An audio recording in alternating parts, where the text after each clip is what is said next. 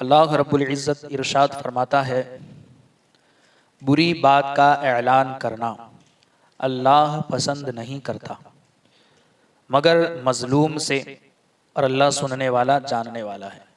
यानी कि किसी भी बुरी बात का, किसी की भी हो, गिबत हो, गाली देना हो, कोई भी बुरी बात हो, इसका ऐलान लोगों के सामने जोर से बयान करना या ऐलान करना ये अल्लाह पसंद नहीं करता मगर मजलूम से।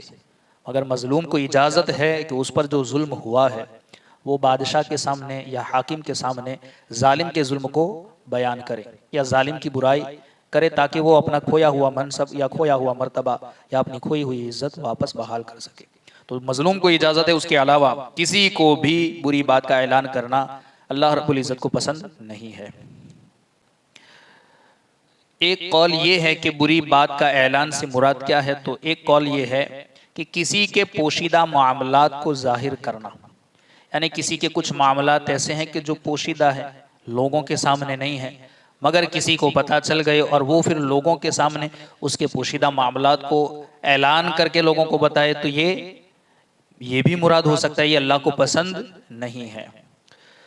जैसे किसी की गीबत करना या किसी की चुगली खाना, तो ये अल्लाह को पसंद नहीं है। यानी अल्लाह ज़वजल इस बात को पसंद नहीं फरमाता कि कोई शख्स किसी के पोशीदा मामलात को जाहिर करे, क्योंकि जब अल्लाह ने उसे पोशीदा रखा है तो बंदों को भी इजाज़त नहीं है कि वो फिर लोगों के सामने उसके ऐबों को जाहिर करे या उसके मामलात को जाहिर करे। ये अल्लाह इसको पसंद नहीं फरमाता। तो एक बात तो ये है कि बुरी बात से ये हो सकता है कि किसी के पोशीदा मामलात हो या किसी की गीबत हो। दूसरा कौल ये है कि बुरी बात से मुराद किसी को गाली देना है, कि आप किसी को गाली दें, ये अल्लाह पसंद नहीं फरमाता। बल्कि गाली देने के मुताल्लिक तो अहादीस में उसकी मजम्मत आई है कि जो मुसलमान है, कहा गया गाली देना गुनाह और मुसलमान की शान से बईद है। यानी गाली देना तो एक गुनाह का काम है, और मुसलमान जो होता है, मुसलमान की ये शान नहीं कि वो ये गुनाह का काम करें या किसी को गाली दे या किसी को बुरा भला कहे, ये मुसलमान की शान से बहुत दूर है, बईद है। उसके बारे में 3 अहादीस है, सुन ले। हजरत अब्दुल्ला इब्ने उमर रदियल्लाहु ताला अन्हुमा से रिवायत है कि अल्लाह के रसूल सल्लल्लाहु ताला अलैहि वसल्लम ने इरशाद फरमाया, मुसलमान का भाई है, वो उस पर जुल्म नहीं करता और न उसे गाली देता है।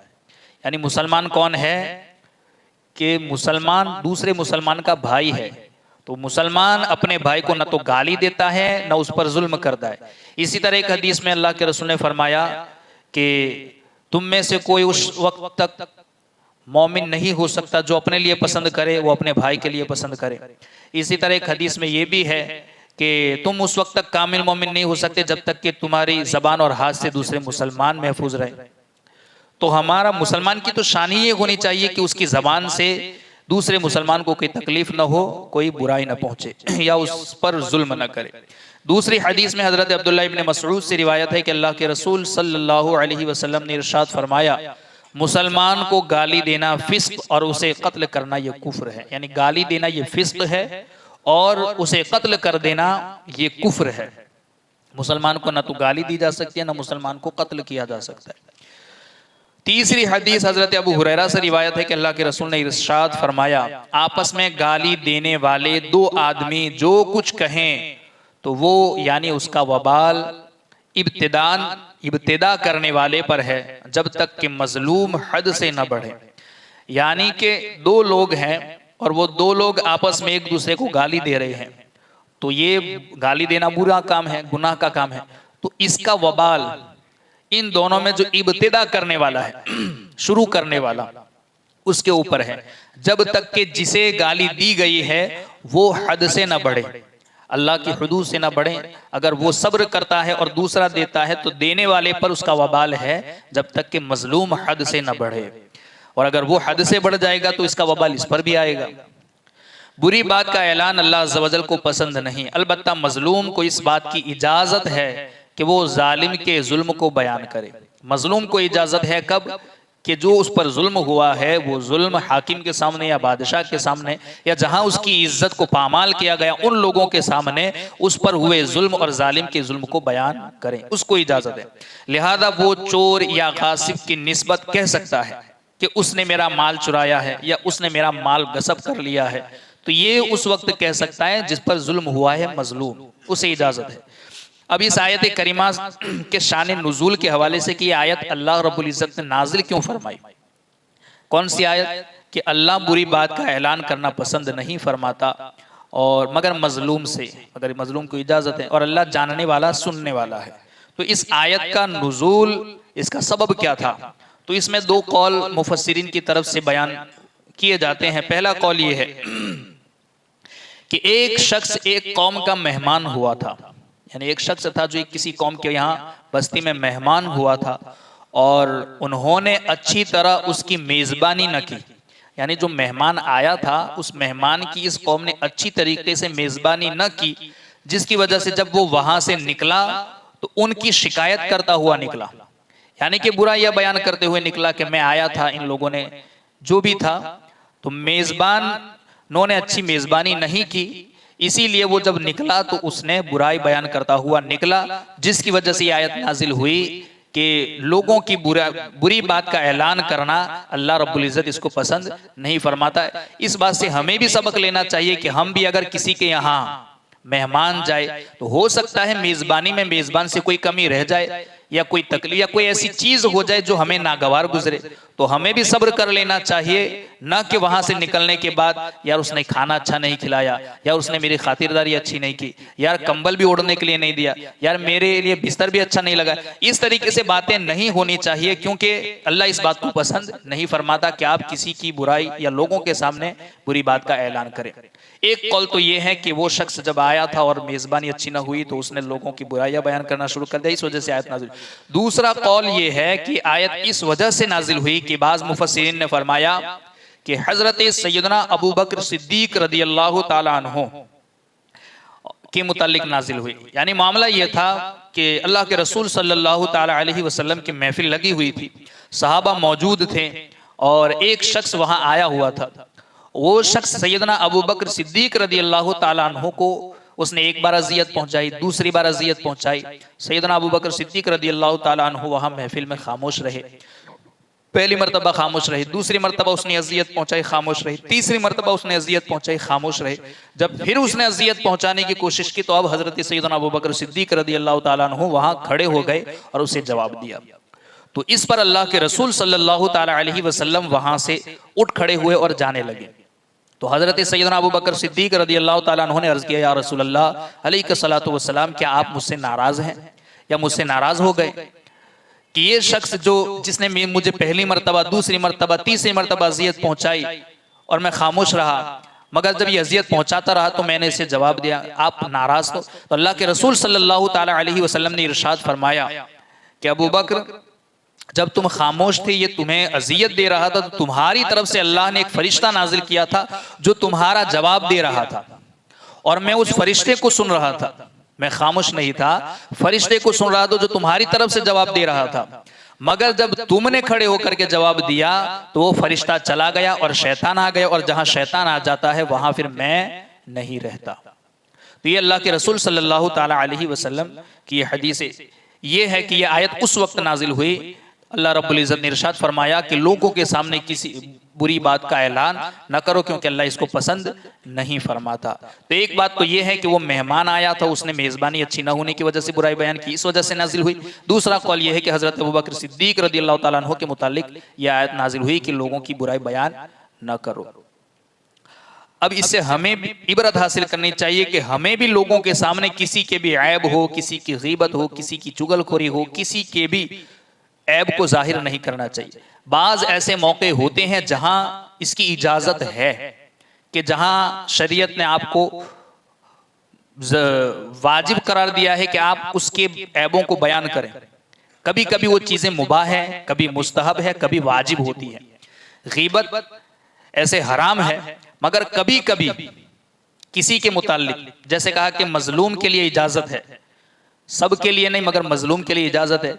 दूसरी चीज ये है कि जैसा किसी ने मशवरे के तौर पर किसी के बारे में पूछा, मिसाल के तौर पर मुझे कहीं पर मकान लेना है और उस जो मकान मैं लेना चाहता हूं उसके पड़ोसी के मुतालिक मैं जानना चाहता हूं कि वो कैसा है, उसका मिजाज कैसा है, या उसके अंदर कोई बुराई है या नहीं।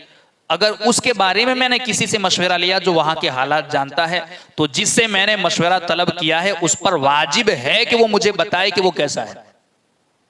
इसी तरह किसी ने रिश्ते के मुतालिक पूछा, तो जिससे मशवरा लिया जा रहा है मशवरा देने वाले पर वाजिब है कि वो उसे बताए। इसी तरह कि कहीं किसी के ऊपर जुल्म हो रहा है, जहां इसकी इज्जत की जा रही थी वहां इसकी इज्जत को पामाल किया गया, तो मजलूम है, मजलूम के लिए भी इजाजत है कि वो अपने ऊपर हुए जुल्म को बयान करें, या जहां अपनी इज्जत को वो खो चुका है वहां इज्जत को बहाल करने के लिए, या हाकिम के सामने, बादशाह के सामने अपने ऊपर हुए जुल्म को या जालिम की बुराई बयान करना उसके लिए जायज है। जैसे देखिए पहले यानी यहाँ जो दो बातें जिक्र की गई कि मेहमान ने बुराई बयान की और हजरत अबू बकर सिद्दीक के ताल्लुक से कि यह आयत नाजिल हुई। पहले यानी कि मेहमान नवाजी वाले शान नुज़ूल को लें तो इससे उन लोगों को इबरत हासिल करनी चाहिए जो मेजबान की मेहमान नवाजी से खुश नहीं होते। यानी हमें इबरत हासिल करनी चाहिए कि अगर हम कहीं गए और हमारी किसी ने मेजबानी अच्छी नहीं की तो हम खुश नहीं होते, तो उन्हें इबरत हासिल करनी चाहिए। अगरचे घर वाले ने कितनी ही तंगी से खाने का एहतमाम किया, हो सकता है उसकी कोई मजबूरी रही हो, कितनी भी तंगी से उसने खाने का एहतमाम किया हो, अगरचे उसने एक ही रोटी या आधी ही रोटी खिलाई हो, कोई भी सबब रहा हो, मगर हमें इजाजत नहीं कि हम उसकी बुराई बयान करें। खुसूसन रिश्तेदारों में और बिलखुसूस ससुराली रिश्तेदारों में मेहमान नवाजी पर शिकवा शिकायत ये आम बात है। हमारे मुआशरे का हाल यही है कि हमारे यहाँ शिकवा शिकायत ससुराली रिश्तेदारों की तरफ से ज्यादा होती हैं कि एक खाना बनाया तो एतराज कि दो क्यों नहीं बनाए, दो खाने बनाए तो एतराज करते हैं कि तीन क्यों नहीं बनाए, नमकीन बनाया तो एतराज के मीठा क्यों नहीं बनाया, मीठा बनाया तो एतराज के फूला मीठा क्यों नहीं बनाया। अलगर्ज बहुत से मेहमान जुल्म ज्यादती और ईजा रसानी से बाज नहीं आते। यानी हम मेजबान मेहमानी के लिए कोशिश कर रहा होता है मगर वो शिकवे शिकायत से बाज नहीं आते और ईजा पहुंचाने से बाज नहीं आते। और ऐसे रिश्तेदारों को देखकर घर वालों की तबीयत खराब होना शुरू हो जाती है कि फिर ऐसे रिश्तेदार आते हैं जो ईजा रसानी यानी कि ईजाएं पहुंचाते और बुरी बुरी बातें हमारी बयान करते हैं, तो घर वालों की तबीयत में भी फिर खराब होना वो तबीयत शुरू हो जाती है। हदीस मुबारक में मेहमान को हुक्म दिया गया है कि किसी मुसलमान शख्स के लिए हलाल नहीं कि वो अपने मुसलमान भाई के पास इतना अरसा ठहरे कि उसे गुनाह में मुब्तला कर दे। यानी मेहमानों को भी चाहिए कि हमें कितना रहना है वो भी हमें समझना होगा। इतना न रहे कि आप मेजबान को किसी गुनाह में मुब्तला कर दें। गुनाह में जैसा आप समझ सकते हैं कि फिर कोई चीज बुरी बयान हो गई तो हो सकता है उसके दिल में कोई खराबी पैदा हो जाए या उसकी तबीयत बिगड़ जाए जिसकी वजह से वो कोई गुनाह का काम कर ले या तुम्हारी गीबत कर दे। साहबा जब सरकार ने कहा कि उसे इतना अरसा रहने की इजाजत नहीं कि वो उसे गुनाह में मुब्तला कर दे, सहाबा किराम रदियल्लाहु ताला अन्हुम ने अर्ज किया रसूलुल्लाह अलैहिस्सलातु वस्सलाम वो उसे गुनाह में कैसे मुब्तला कर देगा। यानी मेहमान किसी के यहाँ ठहरे तो मेजबान को गुनाह में कैसे मुब्तला कर देगा। तो सरकार ने इरशाद फरमाया कि वो अपने भाई के पास ठहरा होगा और हाल ये होगा कि उसके पास कोई ऐसी चीज ना होगी जिससे वो उसकी मेहमान नवाजी कर सके। और जाहिर सी बात है कि फिर जब मेहमान नवाजी नहीं होगी तो फिर ये शख्स बुराई बयान करेगा और ये शख्स बुराई बयान करेगा तो उसकी तबीयत खराब होगी। तो जाहिर सी बात है ज्यादा से ज्यादा आप 3 दिन ठहरे, बहुत ज्यादा ठहरने ये हिकमत है। मना नहीं है अगर कोई किसी को की मेजबानी करता है, अल्लाह ने नवाजा है, कोई 15 दिन भी रहे, मगर ये मुद्दत बयान की गई है हदीस के अंदर। खुलासा है कि आप ज्यादा से ज्यादा किसी के यहाँ 3 दिन मेहमान रहे, फिर न रहना आपके लिए बेहतर है। और आयत में मजलूम को जुल्म बयान करने की इजाजत दी गई, यानी कि यहाँ किसी की भी बुरी बात बयान करने से अल्लाह ने मना फरमाया कि बुरी बात का ऐलान करना अल्लाह को पसंद नहीं है, मगर मजलूम को इसकी इजाजत है कि वो जुल्म को बयान करे। इससे मालूम हुआ कि मजलूम हाकिम के सामने जालिम की बुराई बयान कर सकता है, ये गीबत में दाखिल नहीं है। इससे हजार हा मसाइल मालूम हो सकते हैं, यानी इससे शरीयत के भी बहुत से मसाइल मालूम हो सकते हैं। जैसे हदीस के रावियों के बारे में जहाँ को तादील की गई या जहाँ उन्हें तंबी की गई कि इस रावी की बुराई बयान, यानी इसमें ये ऐब था, इसकी वजह से इसकी हदीस का दर्जा मुतय्यन होता है। तो इससे हजारा मसाइल मालूम हो सकते हैं। हदीस के रावियों का फिस्क या ऐब वगैरह बयान करना ये इसी से जायज हुआ। चोर या गासिब की शिकायत करना, मुल्क के गद्दारों की हुकूमत को इत्तला देना, ये सब जायज है। यानी जो मुल्क का गद्दार है उसकी गद्दारी के बारे में मुल्क को बाखबर करना, ये भी जायज है। गीबत के जवाज की जितनी भी सूरतें हैं वो सब किसी न किसी बड़े फायदे की वजह से हैं। किसी को नुकसान से बचाना हो, किसी को ईमान व अकीदे की गसब हो जाने से बचाना हो, किसी को गुमराही से बचाना हो, तो उस वक्त उन्हें इजाजत है कि आप किसी को, जैसा मिसाल के तौर पर कोई किसी के पास इल्म हासिल कर रहा है मगर जो इल्म पढ़ाने वाला है वो खुद फासिक व फाजिर है, तो उसके फिस्क से अगर किसी को बचाना है या उसके फितने से किसी को बचाना है तो उस वक्त आप बयान करें। तो जहां भी गिबत की इजाजत है वहां सबसे बड़ा किसी को बड़े नुकसान से बचाना या किसी को फायदा पहुंचाना मकसद होता है। अल्लाह रब्बुल इज़्ज़त कही सुनी बातों पर हम सबको अमल की तौफीक अता फरमाए। अल्लाहुम्मा रब्बना नव्विर क़ुलूबना बिल क़ुरआन व ज़य्यिन अख़लाक़ना बिल क़ुरआन व नज्जिना मिनन नार बिल क़ुरआन व अदख़िलना फ़िल जन्नति बिल क़ुरआन। अल्लाहुम्मा रज़ुक़ना तिलावतल क़ुरआन, अल्लाहुम्मा हदिना हिदायतल क़ुरआन, अल्लाहुम्मा रब्बना आतिना शफ़ाअतल क़ुरआन व सल्लल्लाहु तआला अला खैरि ख़ल्क़िही व नूरि अर्शिही मुहम्मदिन व अला आलिही व अस्हाबिही अजमईन बिरहमतिका या अरहमर राहिमीन।